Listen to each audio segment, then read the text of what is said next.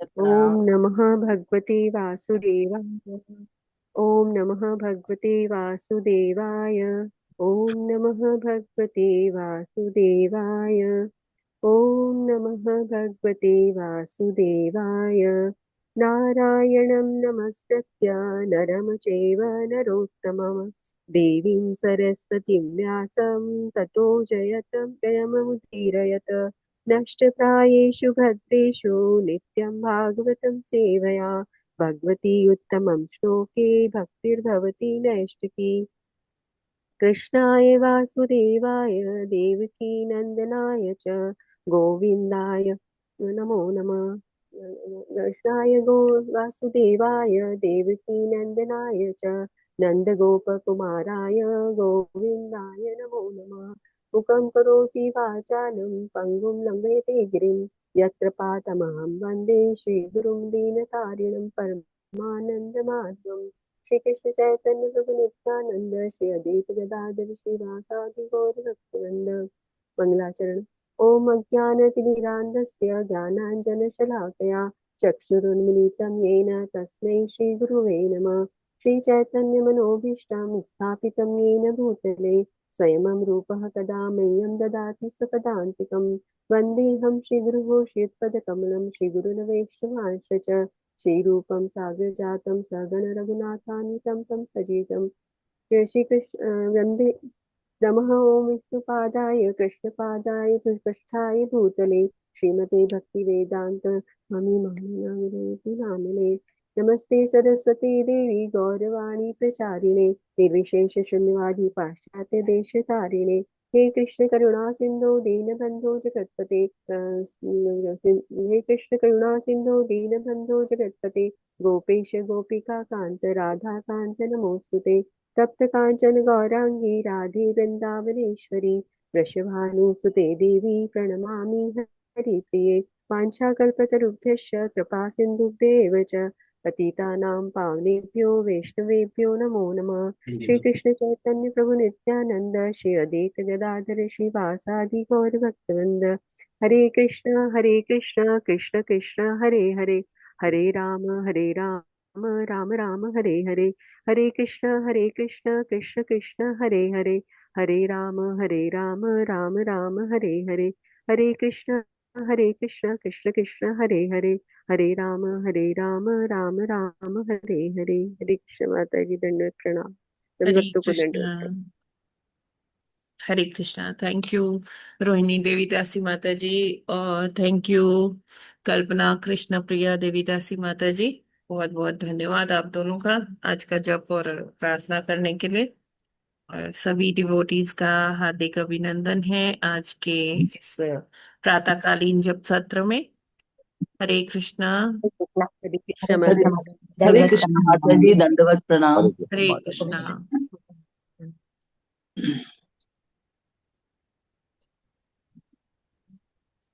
प्रभुपाद जी का कोट देखते हैं।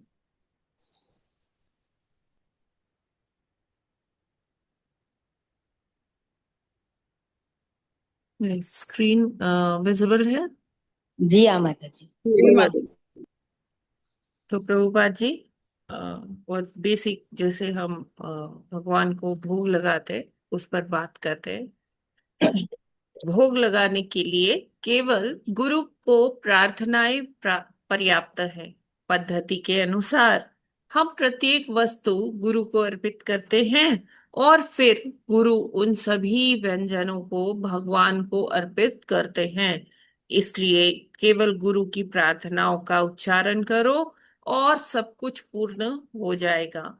हरे नाम को पत्र 28 मई 1968। तो यहाँ हरे नाम प्रभु जी को प्रभुपाद जी बताते हैं कि किस प्रकार परंपरा जो है गुरु परंपरा जो है उसमें हम जो भी कार्य करते हैं अनुगत होके करते हैं गुरु परंपरा के।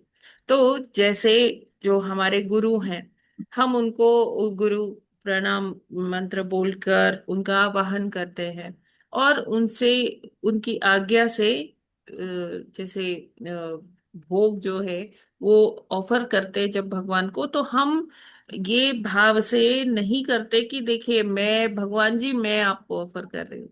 हम अपने गुरु को वो ऑफर करते हैं कि गुरुदेव आप मैं इस योग्य नहीं हूं, और आप ये जो भोग है आप इसे ऑफर कर दीजिए भगवान जी को। तो जब हम गुरु देव की प्रणाम मंत्र बोलते हैं तो गुरुदेव अपने गुरुदेव को ऑफर करते हैं, वो फिर अपने गुरुदेव को। इस तरह से पूरी परंपरा से ये भोग कहाँ तक जाता है, श्रीमती राधा रानी तक। फिर श्रीमती राधा रानी क्या करती हैं, वो ऑफर करती हैं भगवान को।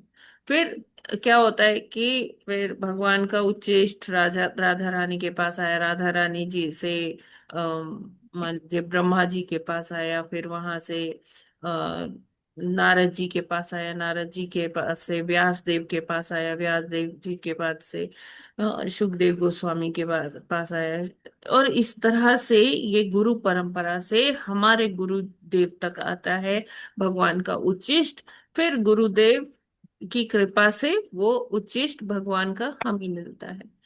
तो हमें ऐसे जंप नहीं करना चाहिए कि हाँ मैं ही सब सेवा करूंगी। अब भाव हमारा, हाँ, सेवा करना चाहिए यस, लेकिन भाव हमारा क्या होना चाहिए कि हम अपने गुरु के अनुगत होकर अम, सारा भगवान जी की भी सेवा कर रहे हैं, है ना। तो गुरु का वो सबसे पहले आवाहन होना चाहिए, गुरु का प्रणाम मंत्र हमें पढ़ना चाहिए। और जब हम ये पढ़ लेते हैं तो हम अपने गुरुदेव का आवाहन करते हैं। और ये क्या है कि अपने को, वही जैसे चैतन्य महाप्रभु ने हमें बताया, तृणादपि सुनिचेन तरोरपि सहिष्णुना अमानी न मानदेन कीर्तन्या सदा हरि। हम अपने को वो इस योग्य नहीं समझ रहे कि हम डायरेक्टली हम भगवान तक भगवान को ऑफर कर सकते, गुरुदेव के थ्रू उसे कर रहे हैं। तो यही एक तरीका है ना, पद्धति। प्रभुपाद जी कहते हैं यही है, पद्धति के अनुसार हमें प्रत्येक वस्तु गुरु को अर्पित करनी चाहिए। और फिर आगे गुरु किस प्रकार उसे आगे ऑफर करते हैं, ये परंपरा के थ्रू ये होता है। तो भगवान, देखिए भगवान डायरेक्टली हमको नहीं जानते। हाँ हम उनकी संतानें जरूर है, हम ये कहते हैं। लेकिन जब हम एक जैसे मान लीजिए हम कहीं किसी ऑर्गेनाइजेशन में जाते हैं, तो हमें उस ऑर्गेनाइजेशन की हिरारकी फॉलो करनी होती है। चाहे हम वहाँ के सीईओ को पर्सनली जानते भी हो, लेकिन फिर भी एक जो हिरारकी होती है कि हाँ ये इमीडिएट बॉस है, फिर ये उनके बॉस है, फिर ये उनके बॉस है। तो उस तरह से जो भी प्रोसेस होता है वो तो फॉलो करना ही पड़ता है। तो उसी तरह से जो पद्धति है वो क्या है कि गुरु को पहले हर चीज ऑफर करना चाहिए, फिर गुरुदेव उसको आगे परंपरा के थ्रू भगवान तक पहुंचा देते हैं। हरे कृष्णा। जगत गुरु श्रील प्रभुपाद की जय। हरे कृष्ण माता जी, ये तो बहुत अच्छा है कि गुरु इतने कॉम्पिटेंट हैं कि सारा का सारा जो हम गुरु को अर्पित करते हैं तो गुरु जो है भगवान को अर्पित करते हैं और वापस वही उच्छिष्ट हमारे पास आता है। हमारे तो गुरु जो है भगवान के भेजे हुए बंदे जो हैं शील प्रभुपाद जी ही रहेंगे। जी उन्हीं जी। को ही ऑफर करेंगे हम, और वही लास्ट तक जो है भगवान को भेजेंगे और भगवान का उच्छिष्ट इतने लंबे प्रोसेस से होके हुए आएगा। देखिए देखिए राधा रानी प्रभु ब्रह्मा जी, जी, हरे प्रभु कृष्ण जी, माता जी। हाँ प्रभुपाद जी को तो करेंगे, लेकिन हमारे जो गुरु होने चाहिए वो एक लिविंग गुरु होने चाहिए, है ना। तो प्रभुपाद जी के बाद अब नेक्स्ट जनरेशन गुरुज हैं, तो उन उन हम तो उनको ऑफर करेंगे, और वो फिर प्रभुपाद जी को करेंगे, फिर प्रभुपाद जी आगे और परंपरा में आगे करेंगे हाँ अपने। माता जी, देख लेंगे। इस वो तरह। टफ नहीं होंगे तो उनको, नहीं तो प्रभुपाद जी का ही जी चलता जी रहेगा। जी। हरे कृष्ण माता जी। बिल्कुल। हरे कृष्ण माता जी। माता जी, जी। जिनके गुरु अभी तक नहीं बने हुए तो सीधे भगवान को ही अर्पित करेंगे ना? नहीं नहीं, आप प्रभुपाद जी तो सबके गुरु हैं। अच्छा, उनको कर सकते यस हैं। प्रभु जी। ठीक है माता। प्रभुपाद जी का प्रणाम मंत्र बोल के आप ऑफर कर सकते हैं। देखिए, जी। 3 बार आपको प्रभुपाद जी का प्रणाम मंत्र बोलना है। फिर जी। ये जो चैतन्य महाप्रभु को आवाहन करना है, और फिर पंचतत्व मंत्र, और फिर जो है हरे कृष्ण महामंत्र। इस तरह से आप कर सकते हैं। और जिनके गुरु हैं, तो वो पहले अपने गुरु जी का प्रणाम मंत्र, गुरुदेव का प्रणाम मंत्र बोलेंगे। फिर श्रील प्रभुपाद जी का प्रणाम मंत्र बोलेंगे, है ना। ये मैंने पहले भी ग्रुप में भेजा हुआ है ना। आज अभी मैं वो फिर तो भेज आ देती गया। हूँ। अच्छा जी। ठीक है। तो आप लोग उस तरह से ये करके आवाहन भोग लगा सकते हैं। भोग लगाते वक्त घंटी भी जरूर बजाना चाहिए। ठीक है मैम, शंख भी अच्छा बजा माता सकते जी, हैं। ये नहीं नहीं, मालूम था घंटी कि घंटी घंटी का है। प्रावधान है भोग लगाते वक्त। अच्छा घंटी। माता जी। घंटी बजाना चाहिए। हरे कृष्ण माता जी। आपने देखा होगा ना, घंटी के ऊपर गरुड़ देव बने होते हैं ना। जी माता जी, पढ़े हुए। हाँ, तो कहते हैं कि जब भगवान भोजन करते हैं ना, तो गरुड़ देव अपना पंख जो है फड़फड़ाते हैं, और उसमें से मधुर ध्वनि निकलती है, और तब भगवान भोजन करते।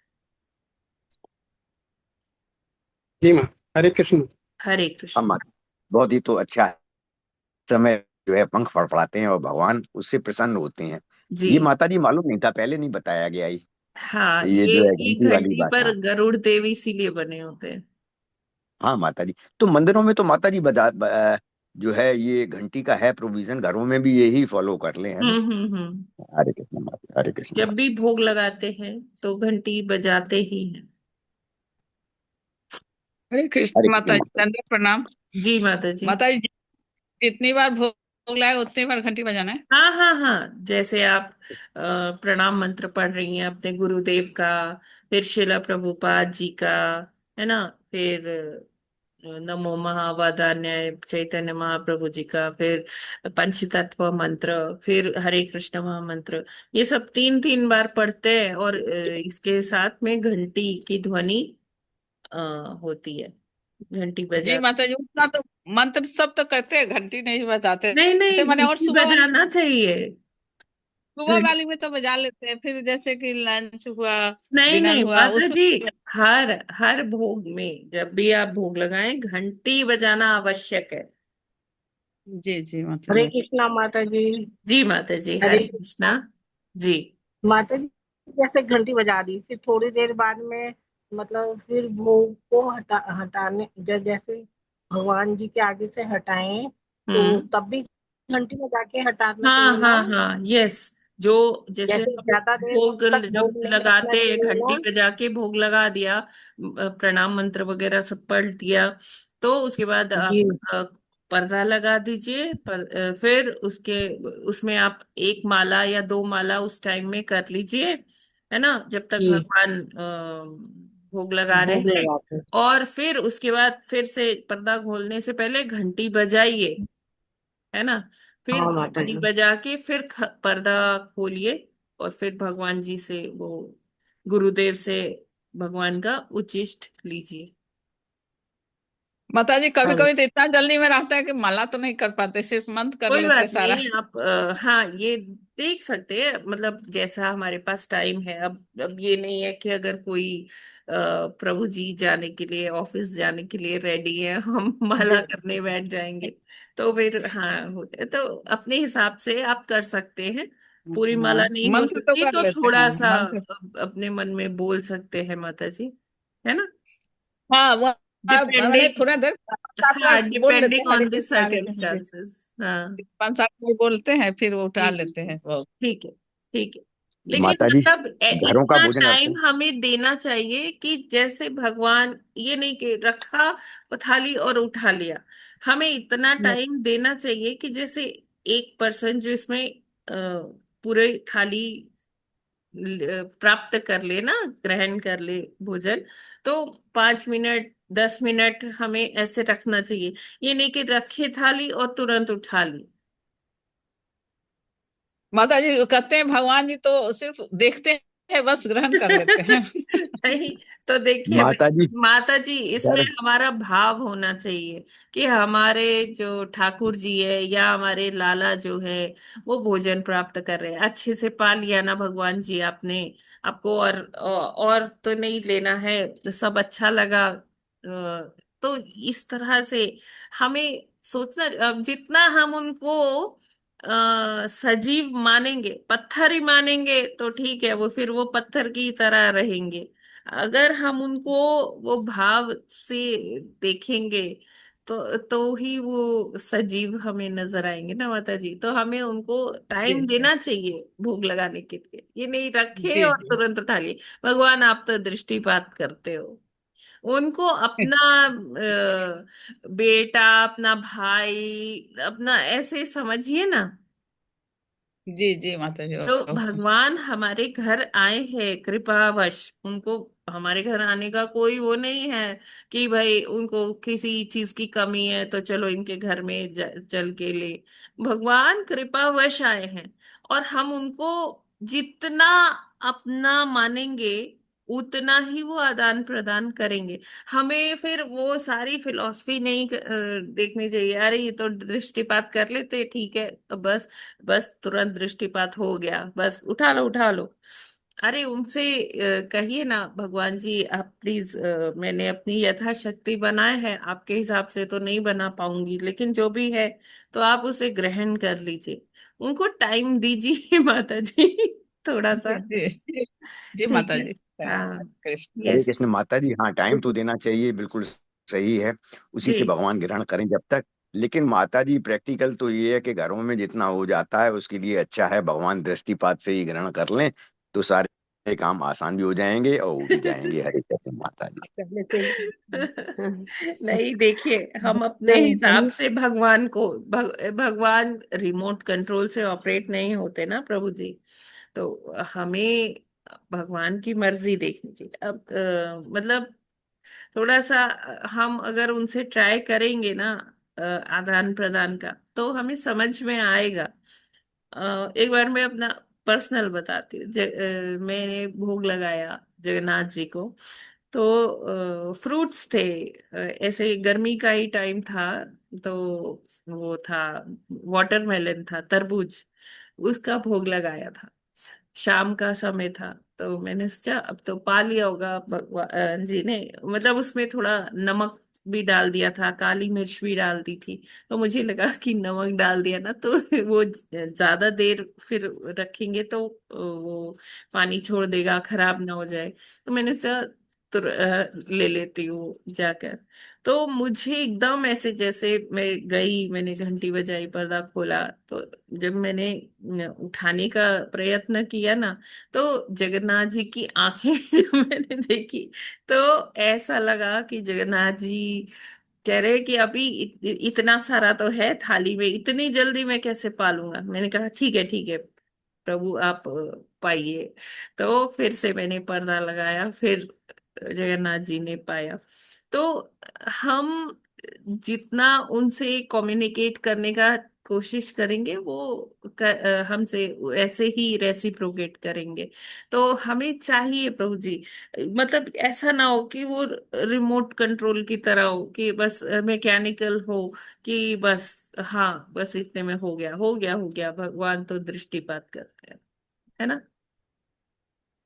तो हमें भोग लगाना, जो भगवान की सारी जितनी एक्टिविटी है वो भाव से करना चाहिए। हरे कृष्णा। जी माता जी, हरे कृष्ण। हरे कृष्ण माता जी। हरे कृष्णा। हरे कृष्ण। जी माता जी।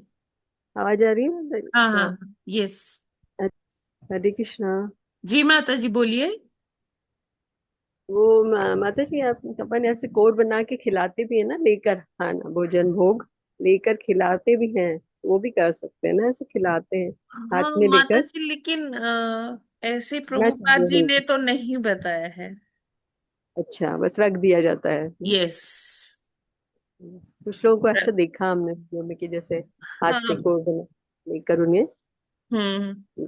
अच्छा ले जाते हैं। हाँ, 5 उंगली में अपन जैसे खाते हैं, इस तरह से उनको खिलाया जाता है। लेकिन प्रभुपाद जी ने ऐसा रेकमेंड तो नहीं किया, मैंने सुना नहीं माता जी अभी तक। मंदिर में तो यही होता है, रखते हैं, घंटी बजा दी जाती है। हम्म और घंटी तो मैं बजाती हूँ, घंटी तो फूक लगाकर जल हम्म। से घूम और घंटी भी बजाते हैं। हाँ। और कभी हाथ में दिखते ऐसे खिला भी देते हैं। जी जी जी जी। हम्म, तो हरे लेकिन मतलब कृष्ण। ऐसे मतलब कौर उठा के खिला ना भगवान को, ऐसा प्रभुपाद जी ने माता जी रेकमेंड नहीं किया। अच्छा अच्छा, ठीक है हाँ। माता जी, तो बस था, तो रख दिया जाए जी फूक जी लगा जी। के घंटी। जी हरे कृष्ण, हरे कृष्ण, क्योंकि धन्यवाद। देखिए हमारा भाव क्या है, हम गुरुदेव को अर्पित कर रहे हैं, हम भगवान को नहीं कर रहे ना डायरेक्टली, है ना। जी माता जी, हाँ। हरे कृष्ण जी माता जी। माता जी, हाँ। जी माता जी बताइए। यस। हाँ, दंडवत प्रणाम माता जी। कह रहे माता जी, ये हम लोग के अंदर कभी भाव आता ही नहीं है कि अच्छा लगा कि नहीं, पूछना करना। कोई बात इसका नहीं, मतलब धीरे धीरे हो जाएगा माता जी।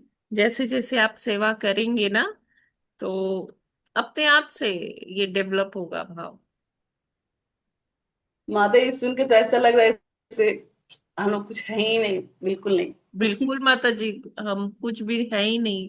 है ही मतलब नहीं। आप सोचिए, अनंत कोटि ब्रह्मांड में से एक छोटे से ब्रह्मांड में, उसके एक भौतिक जगत के एक पृथ्वी के एक तुच्छ से कोने में हम पड़े हैं, क्या हमारी क्या औकात है माता जी। हरे कृष्ण माता जी। जी यस माता जी। हरे कृष्ण माता जी, दंड आफ्टर प्रणाम। लॉन्ग लॉन्ग टाइम नीता माता जी। माता जी मैं बस आपको सुनती रहती हूँ। अब तो वेकेशन हो वही एक गया होगा काम। माता जी आपका। जी, हमारा वेकेशन। वेकेशन शुरू हो रहा है यहाँ 11 जून अच्छा से शुरू 11। हो रहा है। ओके। जी जी जी। अभी एक्चुअली एग्जाम चल रहे हैं ना यूनिवर्सिटी के, तो कभी अच्छा सब सुबह की ड्यूटी कभी शाम की ड्यूटी, तो इसी में भागम भाग लगी रहती है, अच्छा तो बस अच्छा। आपको सुनती रहती हूँ। ओके आज माता थोड़ा जी। दोपहर 11 बजे, हाँ 11 बजे जाना है, तो थोड़ा रिलैक्स हूँ। तो मैं अभी वही आप जो चर्चा कर रही हैं माता जी ने, कि जैसे हम लोग प्रभुपाद जी को पहले ऑफर करते हैं, फिर वहां से वो उनके गुरु, फिर उनके गुरु। तो मुझे लगता है जैसे माता जी जो कह रही थी कि अपने हाथों से खाना खिलाने वाली जो बात होती, मैंने कई संप्रदायों में ऐसा देखा है, जो सब संप्रदाय हैं। मतलब हाँ। मेन जो संप्रदाय चार है उसमें तो नहीं, लेकिन जो सब संप्रदाय राधा अप। कृष्णा हाँ। से जुड़े हुए हैं, थोड़ा अच्छा। भाव भाव भक्ति जो है हाँ उनका, हाँ हाँ उसमें जी। कई लोगों ने मतलब ये बताया है ऐसे करने को। लेकिन हमें अच्छा। लगता है जैसे कि हम लोग तो प्रभुपाद जी को ऑफर करते हैं, तो जी। हमारे प्रभुपाद जी खुद ही उस भोजन को अपने गुरु को, फिर वो उनके गुरु, फिर वहां से हाँ, ब्रह्मा जी फिर राधा रानी, फिर राधा रानी तो ऑलरेडी भगवान कृष्ण को अपने हाथों से ही अपने खिला हाथों रही से हैं। ही खिलाती है, यस।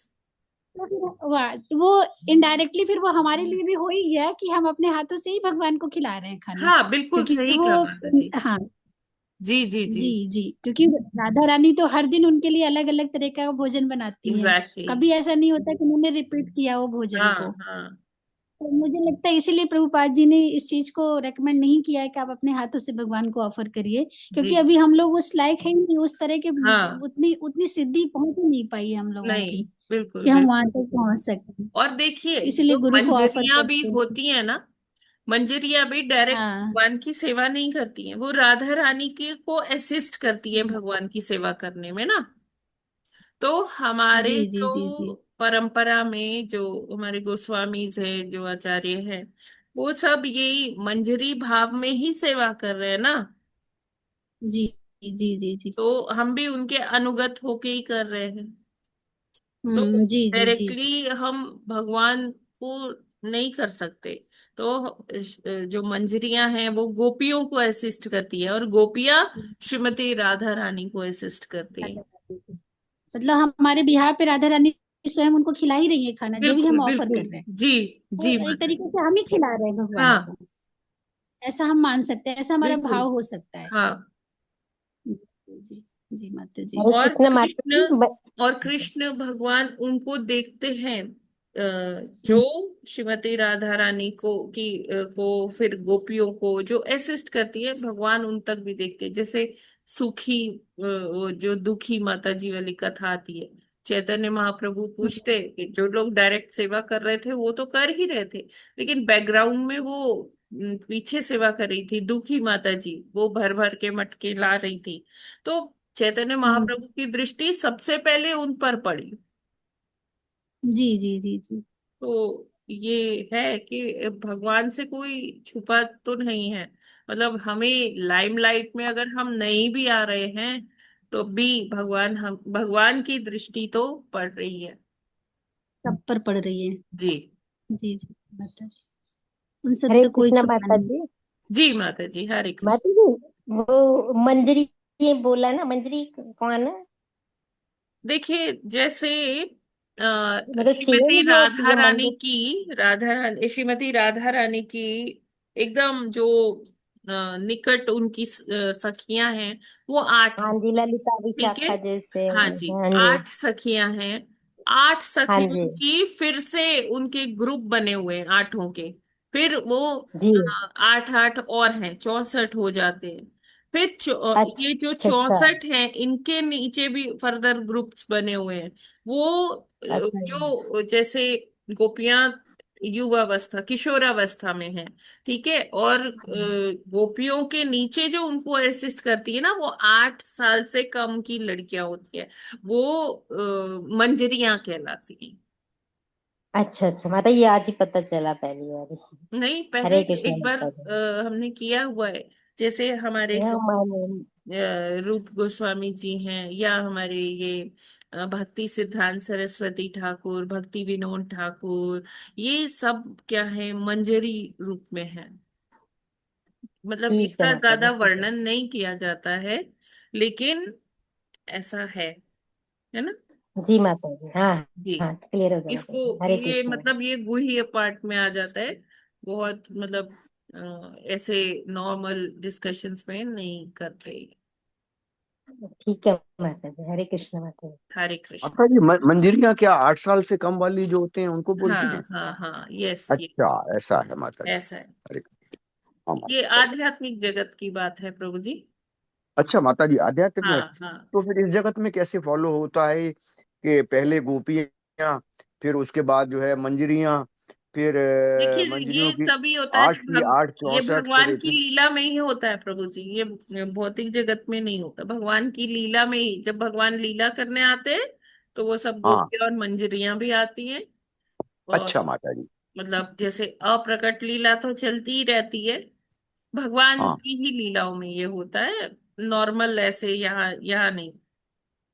हाँ, वो तो भगवान की लीलाएं तो अब भी अप्रकट तो चलती है ना, अप्रकट तो वृंदावन चल में, रही है, तो उसमें सब यही हो रहा फॉलो है। होता है। हाँ तो वो ये मंजरियां वगैरह सब जो है आध्यात्मिक जगत की हैं, हाँ। और गोपियां भी आध्यात्मिक जगत की कहलाएंगी। यस यस गोपियां यस। और हाँ माता जी, एब्सोल्युटली। क्लियर हो जी गया। जी। कोमल माता जी, आपने हैंड रेज किया था। हरे कृष्णा माता जी, दंडवत प्रणाम। हरे कृष्णा। माता जी, जैसे कि एक माता जी ने बताया कि राधा रानी मतलब डिफरेंट वैरायटी का खाना बनाती है हाँ कृष्णा जी। जी के लिए, जी। रिपीट भी नहीं होता, तो बिल्कुल ये नहीं राधा होता। रानी कैसे कर लेती हो? फिर रात खाना को जितने वैरायटी के भोजन मिलते हैं वो हमारा खाना क्यों खाएंगे फिर? हाँ, और ये ऊपर तो से राधा रानी के हाथों से मिल रहा है। बिल्कुल बिल्कुल।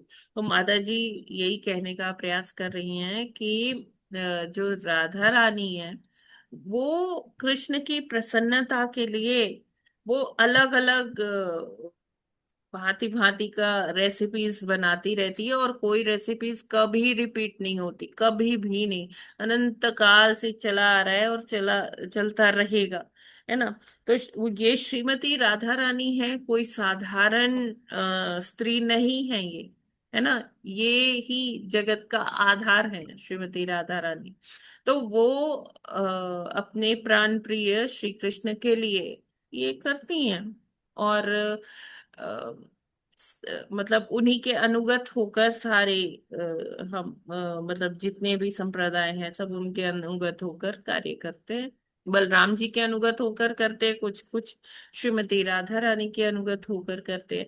और दूसरा प्रश्न कि अगर श्रीमती राधा रानी भगवान को भोजन खिला रही हैं, तो भगवान तो तृप्त हो गए, फिर वो हमारा भोजन क्यों खाएंगे?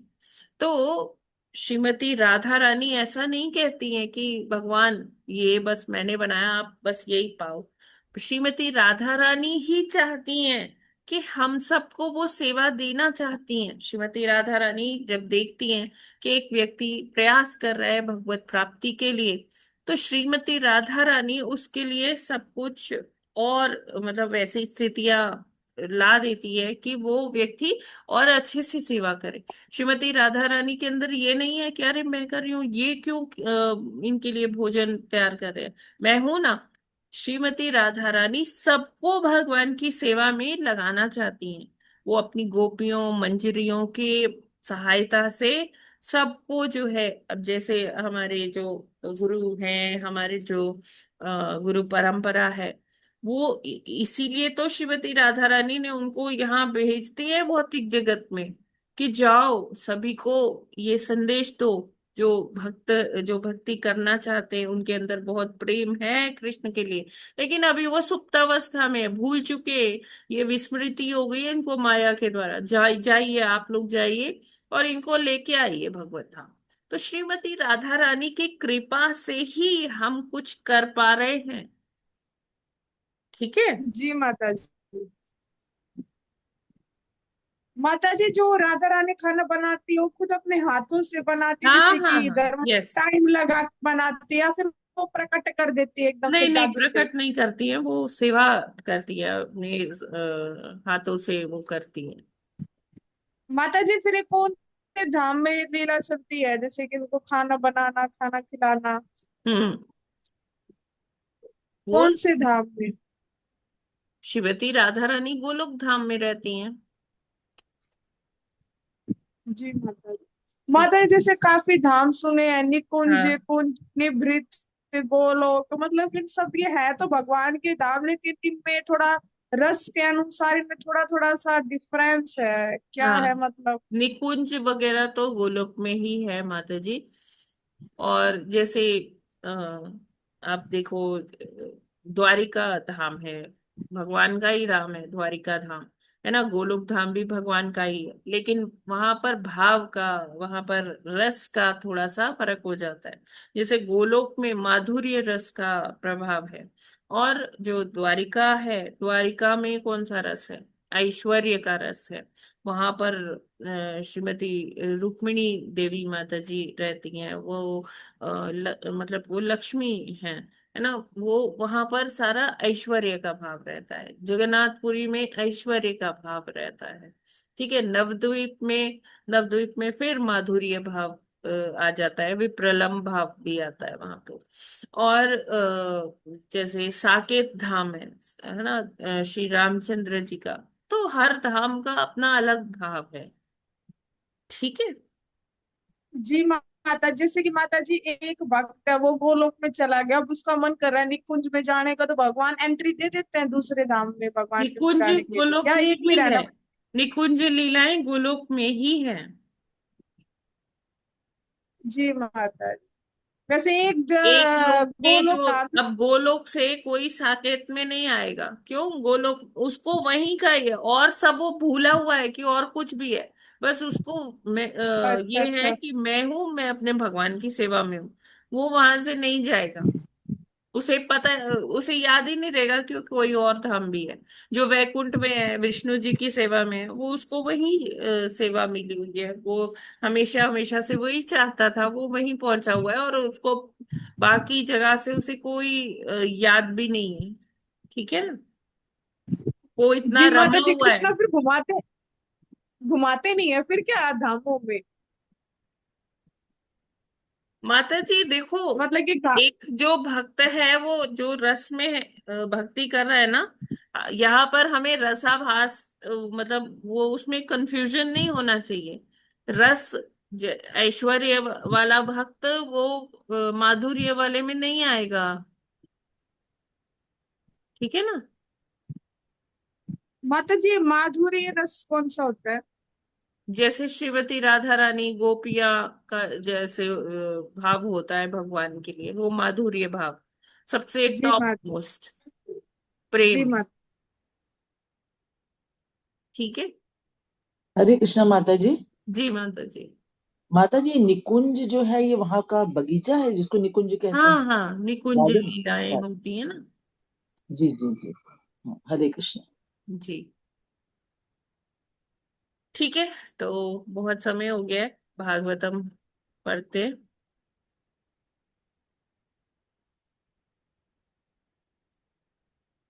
यस, आज हम लोग को पढ़ना है 19th श्लोक। यस, पढ़िए प्लीज माता जी।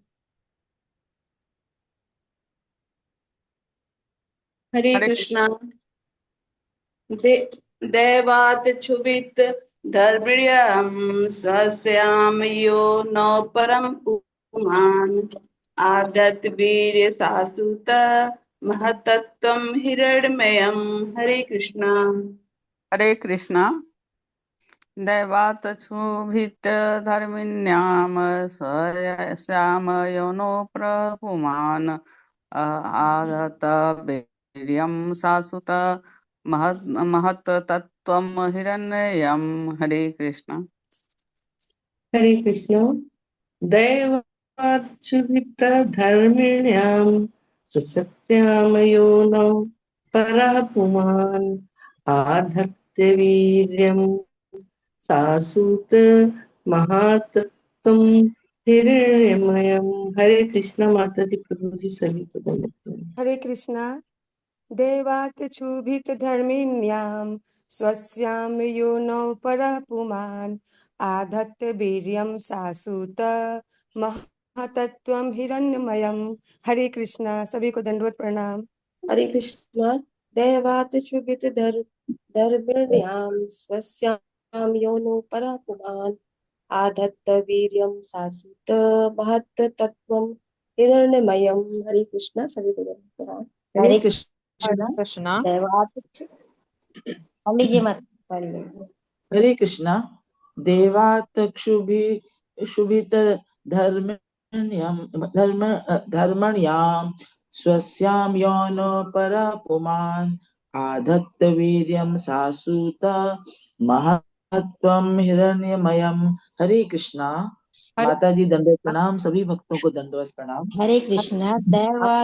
दैवात शुभ धर्मण्याम सवस्याम योनो परे पुमान आदत वीर्यम सासूत महतत्वम हिरण्मयम। हरे कृष्णा। सभी को दंडवत हरे प्रणाम। हरे हरे कृष्णा। दैवात् शुभित धर्म्यां सस्याम योनो परः पुमान् आधत्त वीर अशुत महत्तम त हिरण्यम। हरे कृष्णा। सभी को दंडवत प्रणाम। हरे हरे कृष्ण। कृष्ण। सभी को दंडवत प्रणाम। दैवच्छुभित धर्मिण्यां स्वस्याम योनि परपुमान् वीर्यं सा असुत आधत्त वीर्यं सा असुत महत् तत्त्वं हिरण्ययम्। हरे कृष्ण। सभी को दंडवत प्रणाम। हरे कृष्णा। दैवात् शुभित धर्मिण्यां स्वस्यां योनौ परः पुमान् आधत्त वीर्यं सासूत महत्तत्त्वं हिरण्मयम्। हरे कृष्ण। माता जी दंडवत प्रणाम। सभी भक्तों को सादर प्रणाम। हरे कृष्णा। दैवाच्छुभितधर्मिण्यां स्वस्यां यौनो परः पुमान् आधत्तवीर्यं सासूत महत्त्वं हिरण्यमयम्। हरे कृष्णा। मना कर दिया है जहाँ पे हरे कृष्णा। दैवात् क्षुभितधर्मिणां स्वास्यां योनौ परः पुमान् आधत्त वीर्यं सासूत महत्तत्त्वं हिरण्मयम्। हरे कृष्णा। हरे कृष्ण। दैवात् क्षुभित धर्मिण्या स्वस्या यूनो पर पुमान आधत्त वीर्यं सासूत महत्त्वं हिरण्यमयम्। हरे कृष्ण। हरे हरे कृष्णा। कृष्णा। हरे कृष्णा। दैवात् शुभित धर्म्यां स्वस्यां योनो परः पुमान् आधत्ते वीर्यं सा असुत महत् सत्वं हिरण्यम्। हरे कृष्णा माता जी, धन्यवाद प्रणाम। दैवा दैवात शोभित धर्मिण्याम स्वयं यो नौ परमान आधत्त वीर्यं सासुत महत तत्त्वं हिरण्मयम्। हरे कृष्णा। हरे कृष्णा, सभी को दंड प्रणाम। देवात् सुभित धरिणीयां सव्यशां योनो परापुमान् अध्यात् वीर्यं सासुत महत्वं हरिमणं। हरि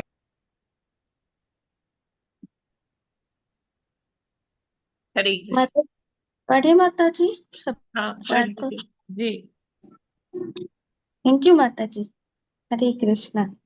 शब्दार्थ, अनुवाद और तात्पर्य श्रील प्रभुपाद के द्वारा श्रील प्रभुपाद की जय। शब्दार्थ। दैवात जीवों के भाग्य से, शुभित क्षुब्ध, धर्मीणाम जिनका गुण साम्य, स्वस्याम निजी अपना, यौनो गर्भ प्रकृति में, परह पुमान परमात्मा, आधत्त धारण किया हुआ, वीर्यम वीर्य अंतरंगा शक्ति, सा उस प्रकृति ने, असूत उत्पन्न किया, महत्तत्वम समग्र विराट बुद्धि, हिरण्मयम हिरण्मय नामक। जब भगवान अपनी अंतरंगा शक्ति से प्रकृति में व्याप्त होते हैं तो प्रकृति समग्र विराट बुद्धि को उत्पन्न करती है, जिसे हिरण्मय कहते हैं। यह तब घटित होता है जब प्रकृति बद्ध जीवों के गंतव्यों द्वारा शुद्ध की जाती है। तात्पर्य। भगवत गीता 14.3 में प्रकृति के इस गर्भाधान का वर्णन है। प्रकृति का मुख्य कारक महत्तत्व या समस्त विविधताओं के प्रजनन का स्रोत है। प्रकृति का यह अंश जो प्रधान के साथ ही साथ ब्रह्म भी कहलाता है, उसमें भगवान द्वारा वीर्य स्थापित दैट इज गर्भाधान किया जाता है, जिससे नाना प्रकार के जीव उत्पन्न होते हैं। इस प्रसंग में प्रकृति को ब्रह्म कहा गया है क्योंकि यह आध्यात्मिक प्रकृति का विकृत प्रतिबिंब है। विष्णु पुराण में वर्णन आया है कि जीवात्माएं आध्यात्मिक प्रकृति से संबंधित होती हैं। भगवान की शक्ति आध्यात्मिक है और यद्यपि जीवात्माएं तटस्थ बंद करके तो शक्ति आइए, मैं कहलाती दोबारा हैं, पानी बिखर किंतु गया, नहीं दोबारा माता पानी जी, मिलेगा, हाथ प्लीज में म्यूट धोऊंगी। कीजिए। किंतु साथ ही वे आध्यात्मिक होती हैं। यदि जीवात्माएं आध्यात्मिक न होती तो परमेश्वर द्वारा गर्भाधान लागू न होता।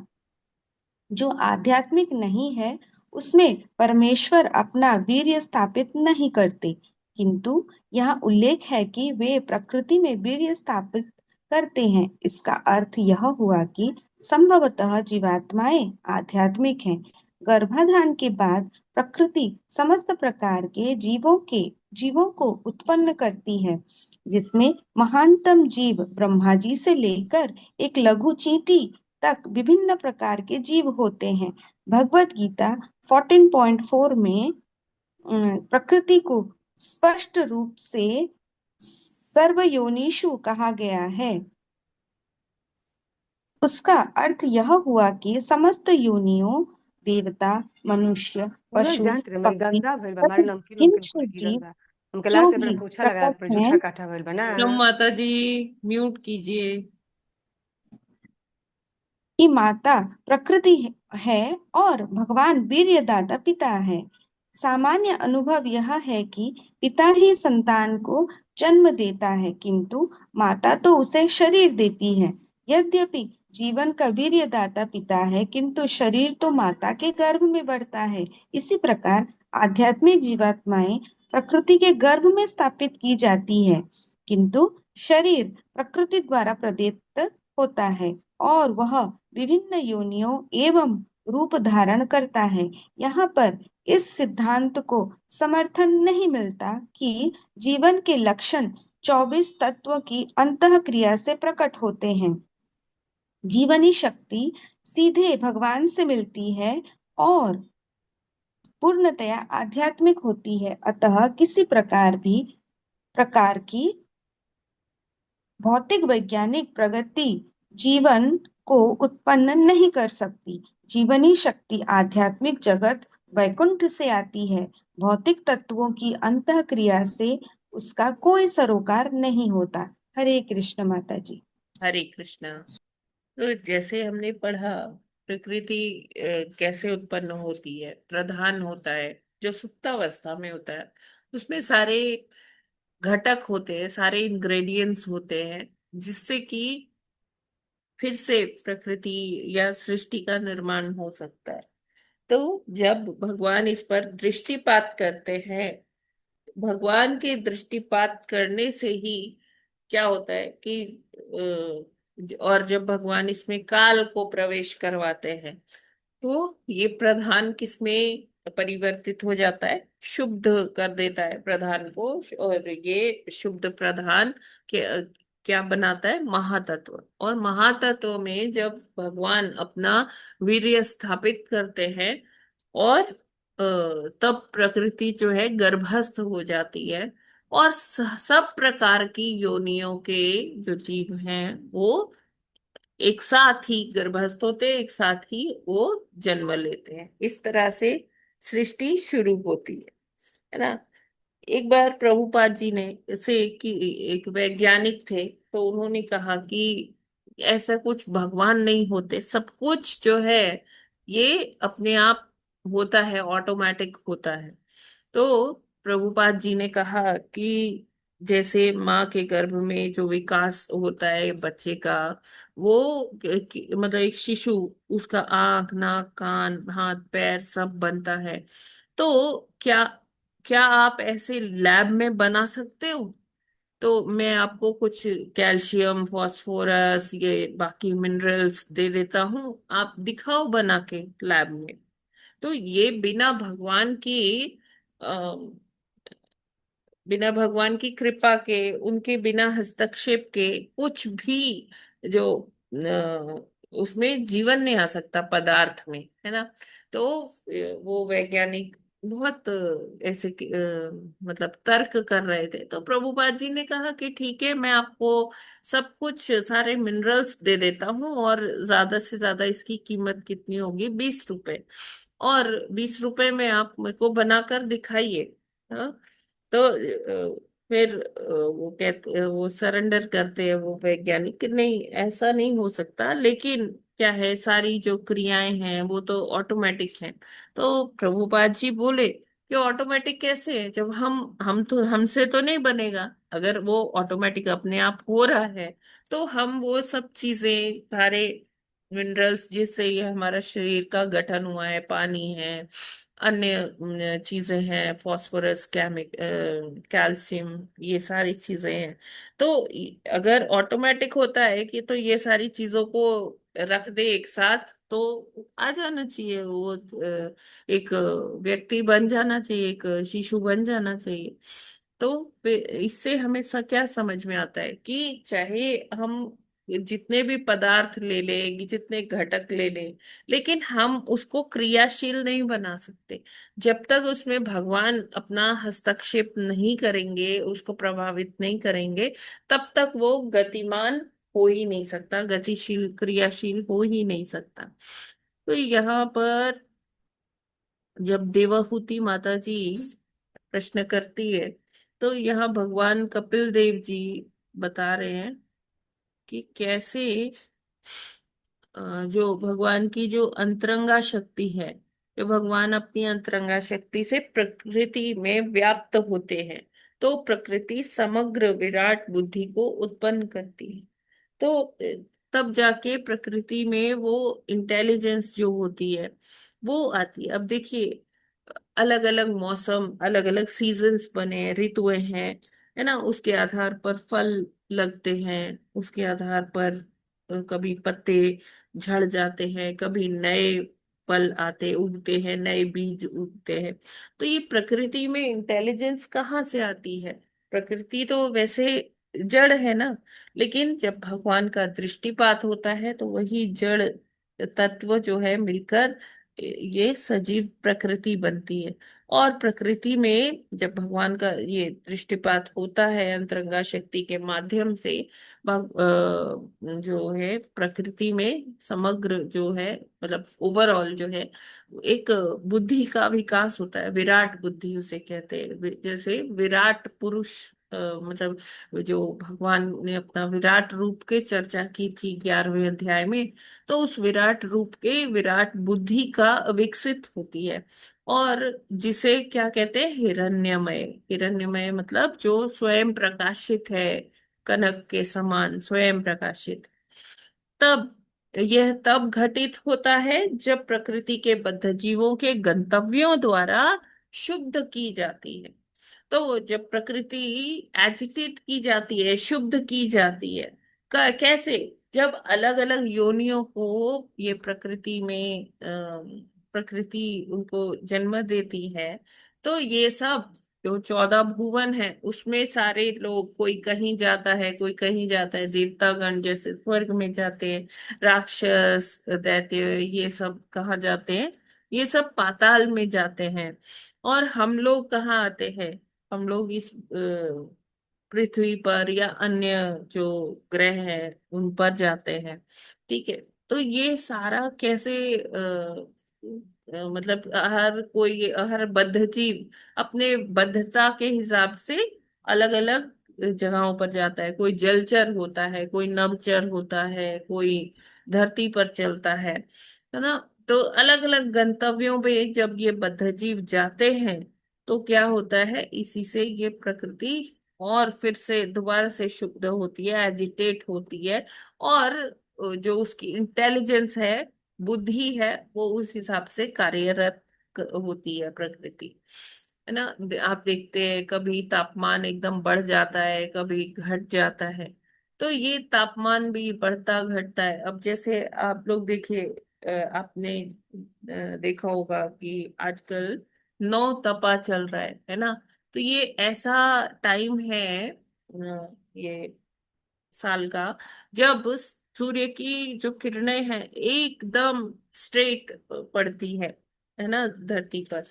तो इतना ज्यादा तापमान बढ़ जाता है कि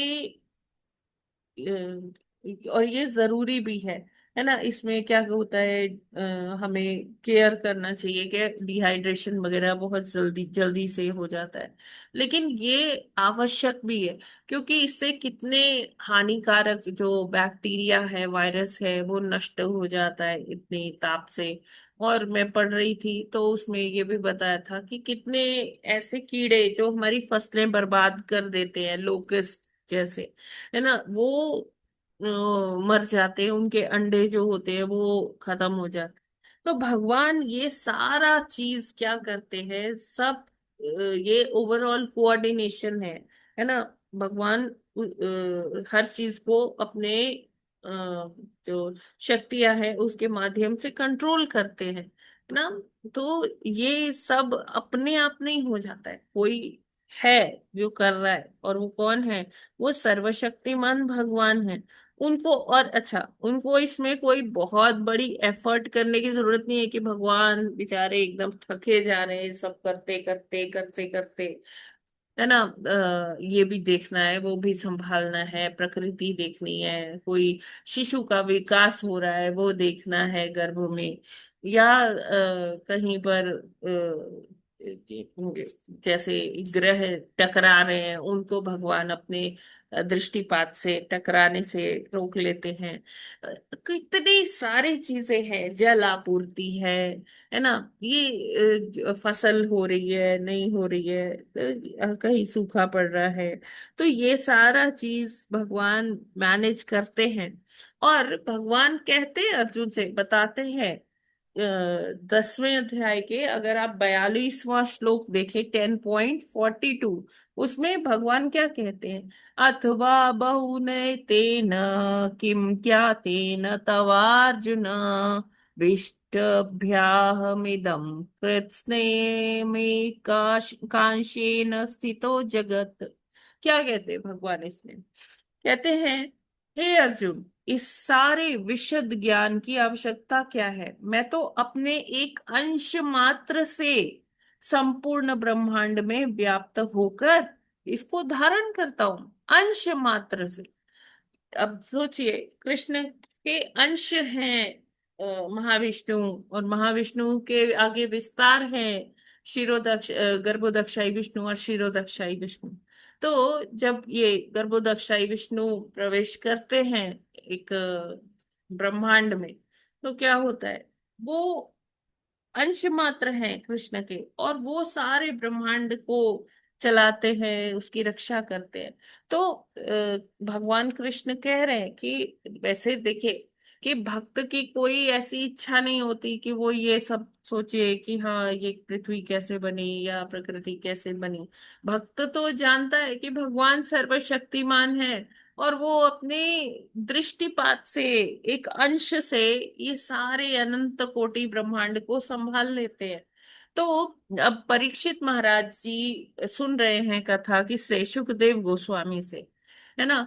और उनका मतलब एक एक पल बहुत प्रेशियस है, क्यों 7 दिन में वो शरीर त्यागने वाले हैं। तो वो क्या इसमें पढ़ना चाहेंगे? क्योंकि बस उन्होंने ये जानना पड़ेगा, क्योंकि हमें यहाँ से कैसे निकलना है। जब तक हम जानेंगे नहीं कि हाँ ये प्रकृति क्या है, कैसे हमारा संबंध क्या है इस प्रकृति से, तो हम इसमें से निकलेंगे कैसे? तो इसलिए परीक्षित महाराज जब पूछते हैं तो शुकदेव गोस्वामी क्या कहते हैं कि हाँ, इस विषय में देवहूति माता जी ने क्या कपिल देव से प्रश्न किया था। तो जो कपिल देव भगवान जी ने बोला था, तो मैं आपको वैसा ही अक्षरशः बताता हूँ। सुखदेव जी गोस्वामी का इसमें कोई इंटरेस्ट नहीं है कि हाँ ये प्रकृति कैसे बनी, या ये कितने 24 तत्व थे कि 25 थे कि 27 थे 28 थे। इससे उनका कोई लेना देना नहीं है। वो तो भगवान के अनन्य भक्त हैं और भक्ति के बारे में बताना चाहते हैं। परीक्षित महाराज भी भक्ति ही करना चाहते हैं, लेकिन उनके मन में ये आता है कि जब तक मैं इस प्रकृति को जानूंगा नहीं, तब तक मैं इससे बाहर कैसे निकलूंगा। और सेम वही भाव देवाहूति माता जी का भी है। उनका ये मतलब नहीं है कि वो एक एक चीज जाने कि ये कैसे बना, वो कैसे बना, वो कैसे हुआ, वो कैसे हुआ। उनका भी मंतव्य यही है कि थोड़ा उतना ज्ञान यहाँ के बारे में ले लें, प्रकृति के बारे में, जिससे कि जब यहाँ से निकलना हो तो कोई ज्यादा बाधा उत्पन्न ना हो। तो जहां से मान लीजिए एक जेल है, जेल तोड़ के आपको भागना है, निकलना है, तो जेल की पूरी जो टोपोग्राफी है, ग्राफी है, वो तो हमें समझना पड़ेगा ना तोड़ने के लिए, कि किधर से भागेंगे, कहाँ से निकलेंगे। तो इस ये ही है कि हाँ, हमें अगर इसमें कुछ थोड़ा बहुत अगर नहीं भी समझ में आ रहा, तो कोई ऐसी परेशानी की बात नहीं है। यहाँ मंतव्य क्या है, मतलब निष्कर्ष क्या निकलता है कि भगवान क्या है? सर्वशक्तिमान है, उन्हीं की हमें भक्ति करनी है। और हम इस भौतिक जगत से किस प्रकार बाहर निकल सकते हैं, है ना। हमारी आसक्ति यहाँ पर नहीं होनी चाहिए। तो उसी विषय में कपिल देव जी यहाँ देवहूति माता जी को बता रहे हैं कि जो भी प्रधान है, प्रधान से किस प्रकार महातत्व बना, और प्रकृति जो है ये क्या है।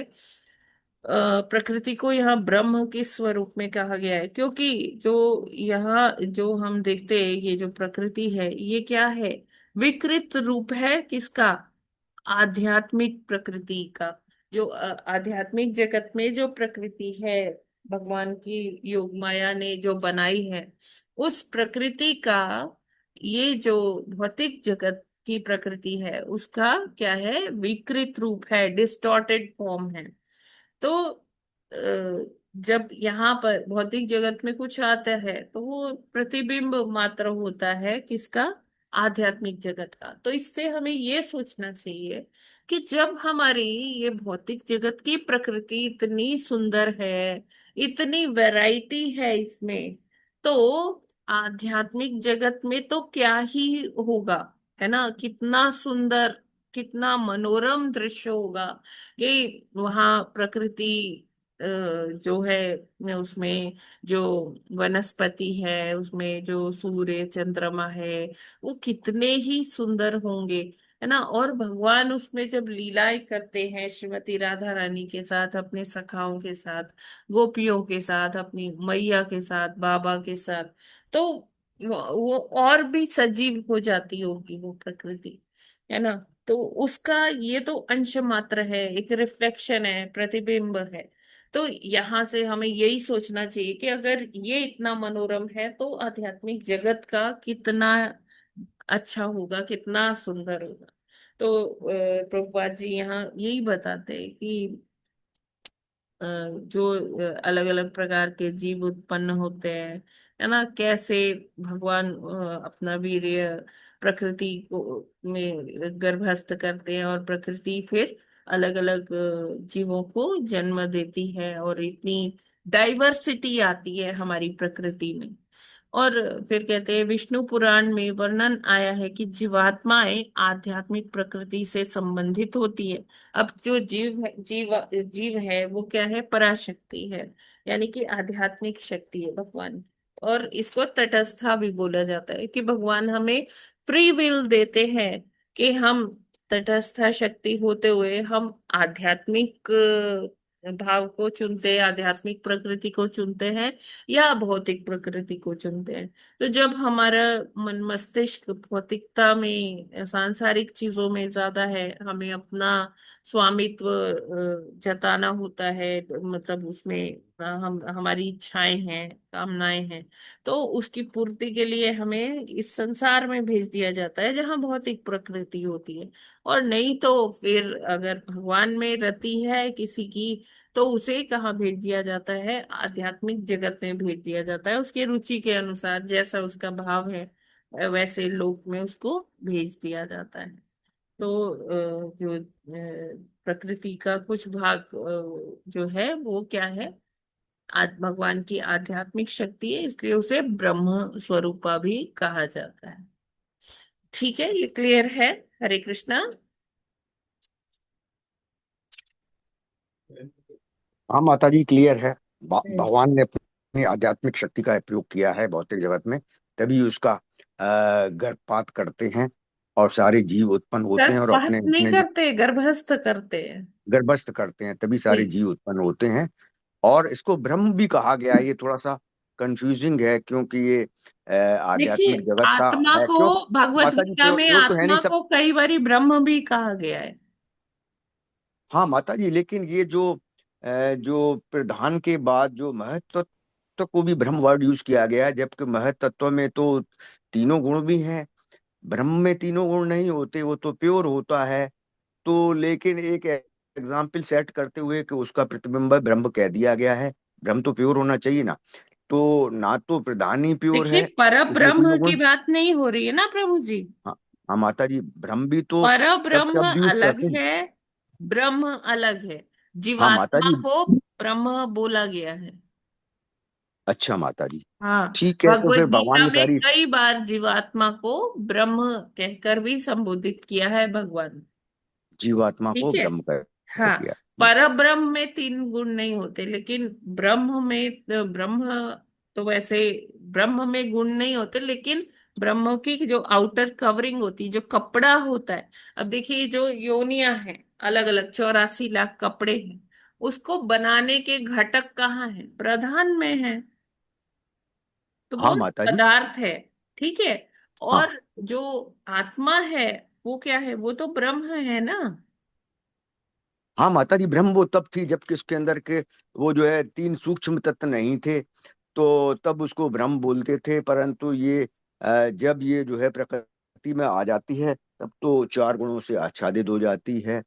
तो पता नहीं फिर उसको ब्रह्म वर्ड यूज करना चाहिए कि नहीं करना चाहिए। नहीं, भगवान ने चलिए तो ठीक, किया है। ब्रह्म यूज किया, ठीक है माता जी। भगवान ने तो किया है, हमें क्यों संदेह हो रहा है फिर, अच्छा माता जी। है ना। हाँ, हाँ तो तो माता जी। देखिए, आवरण है उसके ऊपर, लेकिन आत्मा का तो अपना अस्तित्व है ना, ये समझिए। हाँ माता जी, हाँ माता जी, प्योर हुई जी। वो प्योर हुई और ब्रह्म हुई माता जी। हम्म। तो भगवान का सबसे खास बात आज ये भी आई है कि भगवान इसमें जो है बुद्धि का विकास करते हैं इसके अंदर, जिसको कि हिरण्मय कहा गया, जो स्वयं हिरण्य। प्रकाशित है, जिससे कि यस। सारी की सारी ये मौसमें बदलती हैं, सारे सारे ऋतु बदलते हैं, जीव अपने आप में बढ़ते हैं, आंख नाक कान वगैरह उनकी एज बढ़ती है। तो ये भगवान ने इंटेलिजेंस इनके अंदर जो है की है, विराट बुद्धि जो है उत्पन्न की है भगवान ने, कि जी। अलग अलग मौसम आते हैं। तो हमें ऐसे भगवान की महान प्रकृति, भगवान की महत्ता को समझना चाहिए कि सब कार्य अपने आप नहीं होते हैं। इसलिए भगवान ने जो तटस्थ हम आत्माओं को जो है वो प्रदान किया है, वो तटस्थ में जो है आध्यात्मिक की तरफ जाना चाहिए। मार्गदर्शक गुरुओं का, आचार्यों का और भक्तों का मिलता रहेगा तो माता जी इसमें जो है सब लोग उन्नति करेंगे। और भगवान ने कहा ही है कि जो मेरे चरण कमलों की जो है आश्रय लेते हैं, वो जन्म मृत्यु के चक्र से उबर जाते हैं और पार हो जाते हैं। तो भगवान का हम आश्रय तो लेते ही हैं, बाकी देखते हैं माता जी। हरे कृष्ण माता जी। हरि बोल, हरे कृष्ण। यस। किसी का और कोई प्रश्न है? हरे कृष्ण। माता जी, जी। माता जी, मेरा क्वेश्चन ये है कि प्रभुपाद जी ने अपने लाइफ टाइम में जो 8 मंदिर निर्माण किया था ना माता जी, हाँ। राधे कृष्ण का, तो सबसे पहला मंदिर कौन सा था? वृंदावन वाला या मायापुर वाला? पहले अ, वृंदावन का मैं ही था। हाँ, कई दिनों से ये वृंदावन का ही था पूछना माता चाह रही। जी। माता अच्छा जी अच्छा, अभी ठीक है। इसी से रिलेटेड करते हैं ना प्रश्न। जी माता जी। आज के टॉपिक से ही रिलेटेड करते हैं अभी प्रश्न, क्योंकि सबको देर हो गई। जी जी वो जी, फिर हम ठीक है आगे माता जी। अपनी क्लास में कर लेंगे। ठीक है माता जी, ओके ओके, हाँ। यस। किसी का इसी संदर्भ से कुछ प्रश्न है क्या? हरे कृष्ण माता जी, एक शब्द कहना है। हिरण्य गर्भ। हाँ जी। हाँ हो गया माता जी, मेरा हो गया, ठीक हिरण्य गर्भ का जरा सा क्लियर नहीं हो पा रहा। हिरण्यमय लिखा है ना यहाँ, हिरण्यमय माता जी कहते हैं जो सोने की तरह जिसकी कांति होती है वो हिरण्यमय कहलाता है। तो यहाँ पर विराट बुद्धि के संदर्भ में हिरण्यमय लिखा है। यानी कि देखिए, जहां बुद्धि होगी वहां ज्ञान का प्रकाश होगा, इसलिए उसे हिरण्यमय लिखा गया है। जी जी। ठीक है ना, विराट जो स्वरूप है प्रकृति में, जो भगवान का विराट स्वरूप बताया गया है, तो उसमें जो बुद्धि तत्व है उसको हिरण्यमय कहा गया है। क्यों? क्योंकि बुद्धि के होने से ज्ञान का प्रकाश हमेशा एक मतलब रहता है। ठीक है। तो बुद्धि के लिए हिरण्य में शब्द हर जगह तो नहीं यूज होता है ना। क्या माता जी? जहाँ पर बुद्धि सब जहाँ पर बुद्धि कहा जाता है वहां पर हिरण्य में शब्द उसके साथ तो यूज नहीं होता है, वो कहीं पर्टिकुलर जगह ही हिरण्य में शब्द यूज होता है। मतलब उसका एक या जहाँ विशेषण बताया गया माता जी, बुद्धि का एक स्वभाव बताया गया कि बुद्धि जहाँ होगी वहां ज्ञान का प्रकाश होगा, उस प्रकाश को हिरण्यमय कहकर संबोधित कर दिया है। हाँ, ये उसका पर्यायवाची नहीं है बुद्धि का, लेकिन हाँ बुद्धि हाँ का हाँ। स्वभाव बता रहा है कैसा कि प्रकाश है, ज्ञान का प्रकाश होगा ना वहां पे। जी जी जी। ठीक है। उसका पर्यायवाची ऐसा मत सोचिए कि उसका पर्यायवाची है कि बुद्धि की जगह हम हिरण्मयम लिख सकते हैं। और ये जो आत्मा है ये मन बुद्धि अहंकार से ढकी रहती है या कोई और से भी ढकी रहती है? मन बुद्धि अहंकार ना, तीन से ढकी रहती है। और भी ढकी रहती है, बहुत सारे आवरण है माता जी। लेकिन जैसे अभी तक तो मन बुद्धि अहंकार कहा गया है, हाँ, सुना मेन जाता है ना कि मेन तो यही है, मेन तो यही है, लेकिन और भी ढकी माया के आवरण में ढकी रहती है। ठीक। आत्मा इस शरीर से दूसरे शरीर में जाती है तो उसके साथ साथ मन बुद्धि अहंकार भी साथ साथ जाते हैं। हम्म। और वही लेकर के जाते हैं कर्मों को। जी। जी जी।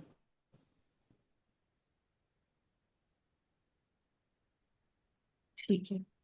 माता जी, एक शब्द पूछना है सिर्फ। हाँ हाँ, यस प्लीज। मन बुद्धि अहंकार सूक्ष्म तत्व और चेतना, जिसको कभी कभी कलुषित चेतना भी कहा गया है। हाँ आपने कल बताया कि ये चेतना नहीं और चित्त है वर्ड, पहले भी शायद एक बार बताया, चित्त तो से इसको क्या चित्त चेतना याद करें? आती है, चित्त से चेतना है।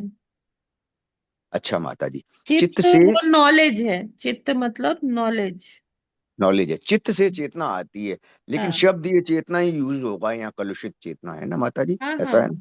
जी। हरे कृष्ण माता जी। मतलब हाँ ये जहाँ चेतना स्थित है वो चित्त है। हाँ माता जी, चेतना जो आई है ये चित्त से आई है, चाहे कलुषित हो। और हरे पूरे कृष्ण। शरीर में फैली है, हाँ पूरे शरीर में फैली हुई है, क्योंकि ये गुण है उसका आत्मा का। हरे कृष्ण आत्मा माता को। जी। ये और कोई प्रश्न? मधु माता जी आज हैं क्या? मधु अग्रवाल माता जी, मधु अग्रवाल माता जी, हरे कृष्णा।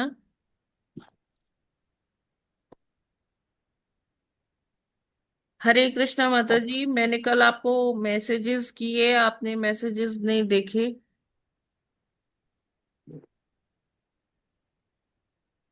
मैंने लिंक भी भेजा था। हरी बोल। है मधु अग्रवाल है माता जी माता जी। मेरा भी जब में नाम लिख देना। जप में आपका नाम नहीं है? जपा मैंने देखा नहीं है, मेरी तबीयत खराब थी ना आपने तीन अभी चार एक दिन दिन से। किया था ना माता जी, नहीं किया? नहीं, 10 मई को आपका था ना? वो तो मई में था ना, अब तो जून आने वाला है ना, इसलिए मैं पूछ रही थी। हाँ तो जून में तो मैंने अभी समझा। फ्रेश बनेगा ना माता जी, आप बता दीजिए डेट। हाँ, अच्छा। हाँ, हाँ जून के लिए चल मैं तो। हाँ, जून के लिए आप 12 जून को। 12 जून, ठीक है। हाँ। मधु अग्रवाल माता जी है। कोई बात नहीं माता जी, बिजी होंगी, ठीक है। तो हम लोग यहीं पर आज विराम करते हैं। श्रीमद् ग्रंथराज माता जी एक बार। भागवतम की जय। यस जय। बोलिए। हाँ, जय। माता जी। हाँ जी बोलिए माता जी। हाँ, माता जी वो मेरे ना वो भतीजा हुआ एक छोटा सा, तो अभी हॉस्पिटल में चला गया, उसके निमोनिया और पीलिया हो गया था, तो हाँ हाँ। 6-7 दिन से वो वहाँ हॉस्पिटल में है। तो अच्छा थोड़ी सी भगवान से प्रार्थना जी, ठीक बिल्कुल हो। हम उसके लिए स्वस्थ जीवन के लिए कामना करते हैं, भगवान से प्रार्थना करते हैं। हरे कृष्ण हरे कृष्ण कृष्ण हरे कृष्ण कृष्ण कृष्ण कृष्ण हरे कृष्ण हरे, हरे हरे हरे हरे राम राम राम हरे राम राम हरे राम हरे। हरे हरे जल्दी हरे। स्वस्थ हो जाए वो। जी, प्रार्थना करते हैं माता जी। हम लोग हरे फिर ये सेशन को यहीं पर विराम करते हैं, धन्यवाद। कल फिर मिलते हैं जपा सेशन में। ग्रंथराज श्रीमद् भागवतम की भागवतम जय। की जगत जय। गुरु श्रील प्रभुपाद की आज जय। की जय। नामाचार्य हरिदास ठाकुर की ठाकुर की जय। जय। अनंत कोटि वैष्णव भक्त वृंद की नंद जय। की जय। वांछा कल्पतरुभ्यश्च कृपा सिंधुभ्य एव पतितानां पावनेभ्यो वैष्णवेभ्यो नमो नमः। हरे कृष्णा, सभी हरे को कृष्णा दंडवत हरे प्रणाम। कृष्णा माता जी दंडवत प्रणाम। सभी प्रभु जी और सभी माता जी का दंडवत प्रणाम। हरे कृष्णा कृष्ण माता माता जी जी दंडवत दंडवत प्रणाम। प्रणाम। हरे कृष्णा। हरे